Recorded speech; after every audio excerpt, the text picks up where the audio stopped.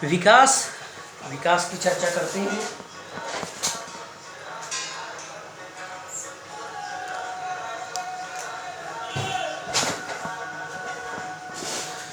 विकास विकास अथवा प्रगति की धारणा हमेशा से हमारे साथ है। जब से इस धरती पर मानव का अस्तित्व आया तब से मानव क्या कर रहा है, विकास ही तो कर रहा है, अपना उत्तर विकास कर रहा है। पहले हम बैलगाड़ी में चलते थे, बैलगाड़ी के बाद हमने साइकिल बनाई, साइकिल के बाद मोटरसाइकिल बनाई, मोटरसाइकिल के बाद कार का निर्माण किए, फिर एरोप्लेन से चलने लगे, हवाई जहाज़ से चलने लगे। आज क्या है, हो सकता है आने वाले समय में हवाई जहाज़ की जगह हम लोग उड़ने लगे। तो ये क्या है, विकास की उत्तरोत्तर प्रगति है, हम लोग विकास कर रहे हैं। तो वही यहाँ लिखा है, विकास अथवा प्रगति की धारणा हमेशा से हमारे साथ है। हमारी आकांक्षाएं और इच्छाएं हैं कि हम क्या करना चाहते हैं। सबकी इच्छा आकांक्षा है कि हम अपने जीवन में क्या करना चाहते हैं। सब अपने जीवन में क्या करना चाहते हैं, विकास करना चाहते हैं। सबके विकास के मायने अलग अलग हैं। कोई आर्थिक क्षेत्र में विकास करना चाहता है, कोई राजनीति के क्षेत्र में विकास करना चाहता है, कोई सांस्कृतिक क्षेत्र में विकास करना चाहता है, कोई शिक्षा के क्षेत्र में विकास करना चाहता है, कोई स्वास्थ्य के क्षेत्र में विकास करना चाहता है। तो सब क्या चाहते हैं, सब अपने जीवन में विकास चाहते हैं, किसी न किसी प्रकार का विकास करना चाहते हैं और अपना जीवन कैसे जीना चाहते हैं। इसी तरह हम विचार रखते हैं कि कोई देश कैसा होना चाहिए, विकसित होना चाहिए कि विकासशील होना चाहिए कि अल्प विकसित होना चाहिए। हमें किन अनिवार्य वस्तुओं की आवश्यकता है, हमें किन अनिवार्य चीज़ों की आवश्यकता, रोटी कपड़ा और मकान, ये 3 चीज़ें मिल जाए तो हमारा जीवन आसानी से कट जाएगा। देश कैसा होना चाहिए, हमें किन अनिवार्य वस्तुओं की आवश्यकता है। क्या सभी का जीवन बेहतर हो सकता है? बिल्कुल हो सकता है। ऐसे हो सकता है यदि हमारे पास जो सीमित आर्थिक संसाधन है, यदि हम उनका समुचित रूप से उचित तरीके से इस्तेमाल करें। क्या सभी का जीवन बेहतर हो सकता है? लोग मिलजुल कर कैसे रह सकते हैं? क्या और अधिक समानता हो सकती है? बिल्कुल हो सकती है, लोग मिलजुल कर रह सकते हैं। विकास इन सभी प्रश्नों पर विचार करने और इन लक्ष्यों को प्राप्त करने के उपायों से जुड़ा है। अर्थात ये जितने प्रश्न किए गए हैं, इन समस्त प्रश्नों का हल हमें किसमें मिलेगा, विकास में मिलेगा। यह काम जटिल है और इस अध्याय में विकास को समझने की प्रक्रिया शुरू करेंगे। आप उच्च कक्षाओं में इन मुद्दों को अधिक गहराई से सीखेंगे। यहाँ सिर्फ संक्षेप में आपको विकास के बारे में बताया गया है। आगे की कक्षाओं में आप जाएंगे, बड़ी कक्षाओं में, उच्च कक्षाओं में जाएंगे तो वहाँ विस्तार से आपको विकास के बारे में बताया जाएगा। इस अध्याय में हम विकास को समझने की प्रक्रिया शुरू करेंगे। आप उच्च कक्षाओं में इन मुद्दों को अधिक गहराई से सीखेंगे। इसके अतिरिक्त ऐसे बहुत से प्रश्नों के उत्तर आपको अर्थशास्त्र में ही नहीं बल्कि इतिहास और राजनीति विज्ञान के पाठ्यक्रम में भी मिलेंगे। इस प्रकार के जो प्रश्न हैं उनका उत्तर आपको सिर्फ अर्थशास्त्र में नहीं मिलेगा, क्योंकि हम अभी विकास की बात किए तो विकास कई प्रकार का होता है। आर्थिक विकास की बात करेंगे तो वो कहाँ मिलेगा, आपको अर्थशास्त्र में मिलेगा। सामाजिक विकास की बात करेंगे तो वो आपको कहाँ मिलेगा, समाजशास्त्र में मिलेगा। राजनीतिक विकास की बात करेंगे तो वो आपको कहाँ मिलेगा, राजनीति विज्ञान में मिलेगा। ऐतिहासिक विकास की बात करें तो वो आपको कहाँ मिलेगा, इतिहास में मिलेगा। तो वही यहाँ पर लिखा है कि विकास के जो प्रश्न हैं इनका उत्तर सिर्फ आपको अर्थशास्त्र में ही नहीं बल्कि इतिहास और राजनीति विज्ञान के पाठ्यक्रम में भी मिलेगा। ऐसा इसलिए है कि हम आज जो जीवन जी रहे हैं वह अतीत से प्रभावित है, बीते हुए समय से प्रभावित है। हम इसे जाने बिना बदलाव की इच्छा नहीं रख सकते हैं। क्यों नहीं रख सकते हैं? क्योंकि जो हमारी अतीत की गलतियां हैं, अतीत की जो भूलें हैं, उन भूलों से हम सीखते हैं और अपने वर्तमान जीवन को सुधार कर आने वाला जो भविष्य है उसको बेहतर बनाते हैं। हम आज जो जीवन जी रहे हैं वह अतीत से प्रभावित है। हम इसे जाने बिना बदलाव की इच्छा नहीं रख सकते हैं। इसी तरह कैसे बदलाव की इच्छा, सपोज करो आप हाई स्कूल में पढ़ रहे हैं, आप हाई स्कूल में फेल हो जाएं 1 साल, तो आप जब फेल होंगे तो आप अपनी कमियों को देखेंगे कि किस विषय में हम फेल हो गए तो क्यों फेल हो गए, हमारे फेल होने के पीछे कौन कौन से कारण हैं। तो जो भी कारण है आपके फेल होने के पीछे, उन पर आप बैठकर विचार करेंगे और अगले साल अपनी उन कमियों को, उन कारणों को, जो आपके कारण हैं, जिन कमियों और कारणों के कारण आप फेल हुए हैं, उनको दूर करके अगले साल मेहनत करके आप हाई स्कूल पास कर लेंगे। तो आप कहाँ से सीखे, अपनी भूल से, जो अतीत की बीती हुई जो आपके जीवन की घटनाएं हैं उनसे आप सीखे। तो वही यहाँ पर लिखा है कि वह अतीत से प्रभावित है, हम इसे जाने बिना बदलाव की इच्छा नहीं रख सकते। इसी तरह हम केवल एक लोकतांत्रिक राजनीतिक प्रक्रिया के द्वारा ही इन आशाओं और संभावनाओं को वास्तविक जीवन में प्राप्त कर सकते हैं। लोकतांत्रिक राजनीतिक प्रक्रिया के बारे में हम चर्चा करेंगे जब आपका नागरिक शास्त्र का पहला चैप्टर पढ़ेंगे। उसका नाम ही है लोकतांत्रिक राजनीति, उस किताब का नाम ही है लोकतांत्रिक राजनीति। तो वहाँ हम विस्तार में चर्चा करेंगे लोकतांत्रिक राजनीति क्या है। अब देखते हैं विकास क्या वादा करता है। विभिन्न व्यक्ति विभिन्न लक्ष्य, सबके लिए अलग अलग व्यक्ति हैं, सबके लिए विकास के अलग अलग लक्ष्य हैं।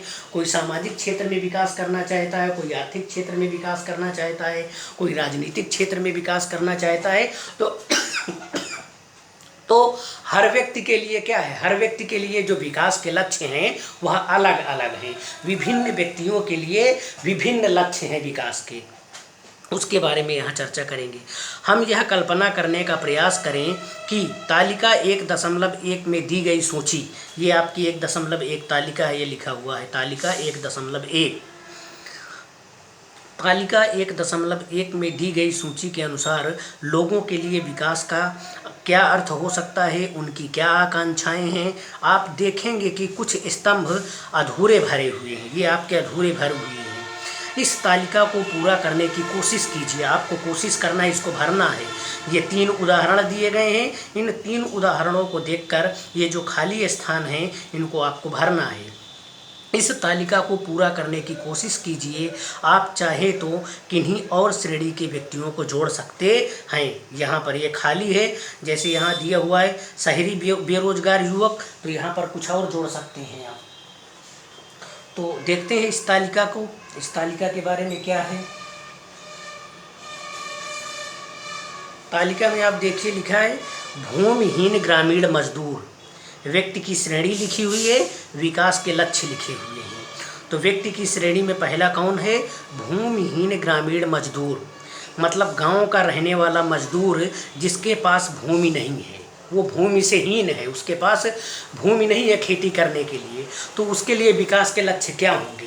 गांव का ऐसा मजदूर जिसके पास भूमि नहीं है, उसके लिए विकास के लक्ष्य क्या है, विकास की क्या आकांक्षाएं हैं। पहला, काम करने के अधिक दिन और बेहतर मजदूरी, वह चाहेगा कि उसे अधिक से अधिक दिन काम मिले और काम के बदले में उसे बेहतर उचित मजदूरी मिले।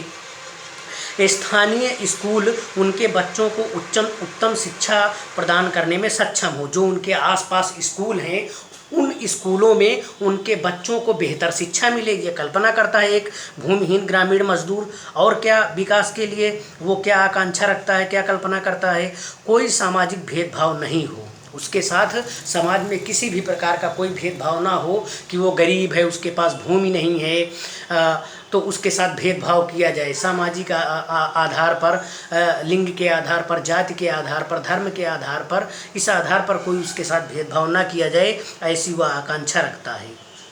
और गांव में वे भी नेता बन सकते हैं, ऐसी कल्पना करता है कि हम भले गरीब हैं लेकिन गांव में अगर किसी प्रकार का चुनाव होता है तो उस चुनाव को लड़ने का अधिकार होना चाहिए। होता भी है, लड़ते भी हैं लोग चुनाव। ये अलग बात है कि जो पैसे वाले लोग हैं, रसूख लोग हैं, वह आम लोगों को चुनाव नहीं लड़ने देते हैं, दबा देते हैं उनको। तो ये भूमिहीन ग्रामीण मजदूर के लिए विकास के लक्ष्य हैं। इसी प्रकार पंजाब के समृद्ध किसान क्या चाहता है, वह चाहता है कि समृद्ध का मतलब जो संपन्न किसान है, पंजाब के समृद्ध किसान, उनके लिए विकास की क्या आकांक्षाएं हैं। किसानों को उनकी उपज के लिए ज़्यादा समर्थन मूल्यों और मेहनती और सस्ते मजदूरों द्वारा उच्च पारिवारिक आय सुनिश्चित करना, अर्थात वो चाहते हैं कि हमने जो फसल पैदा की है उसका उचित मूल्य हमें मिले। मेहनती और सस्ते मजदूरों द्वारा उच्च पारिवारिक आय सुनिश्चित करना ताकि वे अपने बच्चों को विदेशों में बसा सकें, ये कल्पना करता है वो। आप पंजाब हरियाणा में जाएंगे तो वहाँ का किसान आपको बहुत समृद्ध मिलेगा।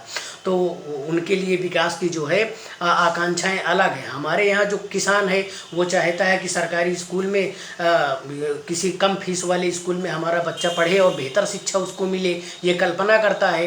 पंजाब का जो हरियाणा का समृद्ध किसान है वो क्या कल्पना करता है, है कि हमने जो पैदावार की है, हमारे पास जो फसल है, जो अनाज है, उसका उचित मूल्य मिले और उसके बदले में हमारे बच्चे कहाँ पढ़ें, विदेशों में पढ़ें। तो सबके लिए विकास के, हर व्यक्ति के लिए, प्रत्येक व्यक्ति के लिए, विभिन्न व्यक्ति के लिए विकास के अलग अलग लक्ष्य हैं। इसी प्रकार इनको आपको भरना है, आप भरेंगे। एक और दिया है, शहर के अमीर परिवार की एक लड़की क्या कल्पना करती है, उसे अपने भाई के जैसी आज़ादी मिलती है और वह अपने फैसले खुद कर सकती है, वह अपनी पढ़ाई विदेश में कर सकती है। शहर में रहने वाली लड़की, लेकिन गांव में रहने वाली लड़की के साथ क्या होता है, ये आप लोग देख रहे हैं।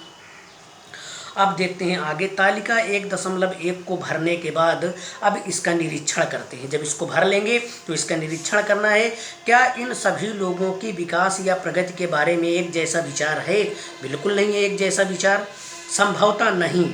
इनमें से हर एक अलग अलग चीज़ें पाना चाहता है। सबके लिए विकास के जो लक्ष्य हैं अलग अलग हैं, सब अलग अलग चीज़ें पाना चाहते हैं। वे ऐसी चीज़ें चाहते हैं जो उनके लिए सर्वाधिक महत्वपूर्ण है। जिसके पास जो चीज़ नहीं होती है वो उसी चीज़ की तो लालसा अपेक्षा रखता है। आपके घर में रंगीन टीवी नहीं है, आपके यहाँ फ्रिज नहीं है, कूलर नहीं है, तो आप चाहते हैं कि हमारे यहाँ रंगीन टीवी हो जाए, कलर टीवी हो जाए, फ्रिज हो जाए, कूलर हो जाए, एसी लग जाए। तो जिसके पास जो नहीं, और जिसके पास खाने के लिए नहीं है, तो वो चाहता है कि हमें 2 टाइम का किसी तरह खाना मिल जाए। तो सबके लिए विकास की जो लक्ष्य हैं अलग अलग हैं, अर्थात वे चीज़ें जो उनकी आकांक्षाओं, अलग अलग चीज़ें पाना चाहते हैं। वे ऐसी चीज़ें चाहते हैं जो उनके लिए सर्वाधिक महत्वपूर्ण हैं, अर्थात वे चीज़ें जो उनकी आकांक्षाओं और इच्छाओं को पूरा कर सके। वास्तव में कई बार 2 व्यक्ति या 2 गुट ऐसी चीज़ें चाह सकते हैं जिनमें परस्पर विरोध हो सकता है। परस्पर विरोध क्या हो सकता है, एक पाना चाहता है, दूसरा नहीं पाना चाहता। एक विकास करना चाहता है और वो विकास तो करना चाहता है, लेकिन दूसरे के लिए वही विकास क्या है, हानिकारक है। तो वो चाहता है कि ये विकास ना करें, नहीं उससे हमारा नुकसान होगा। तो परस्पर विरोधाभास होता है। अभी उदाहरण से देखते हैं, एक लड़की अपने भाई के समकक्ष आज़ादी और अवसर मिलने और भाई भी घर के कामकाज में हाथ बटाएगा की आशा रखती है। एक बहन क्या चाहती है, अपने भाई से ये चाहती है कि उसको भी भाई के समान आज़ादी मिले और उसका भाई भी घर के कामकाज में हाथ बटाए। तो आशा रखती है, हो सकता है कि भाई को यह पसंद ना हो, तो विरोधाभास हो गया कि नहीं। बहन चाहती है कि भाई के समान उसको आज़ादी मिले और उसका भाई घर के काम में हाथ बटाए, और हो सकता है भाई के लिए ये अच्छा ना लगे। इसी तरह अधिक बिजली पाने के लिए उद्योगपति ज़्यादा बांध चाहते हैं। जो उद्योगपति हैं, जो पूंजीपति हैं, जो कारखाना लगाए हैं, वो चाहते हैं कि हमको अधिक से अधिक बिजली मिले।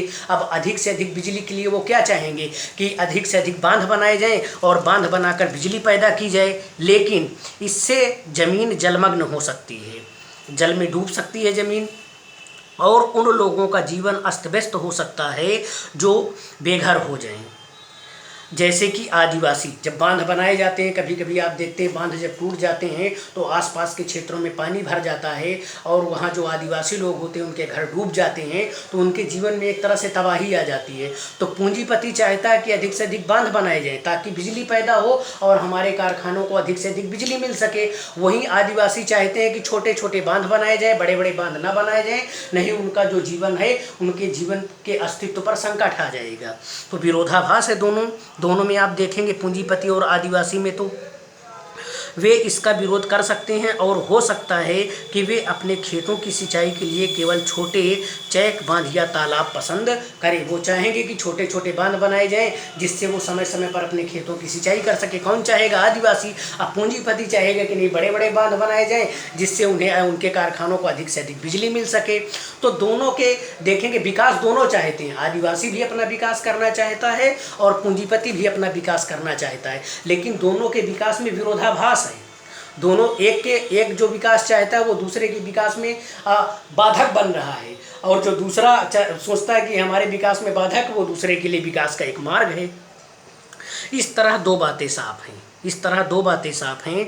एक अलग अलग लोगों के निवास, एक नंबर 1 में क्या है, दो बातें साफ है। नंबर 1 क्या है, अलग अलग लोगों के विकास के लक्ष्य भिन्न हो सकते हैं। बिल्कुल सबके लिए विकास के लक्ष्य अलग अलग होते हैं। और दूसरा क्या, एक के लिए जो विकास है वह दूसरे के लिए विकास ना हो।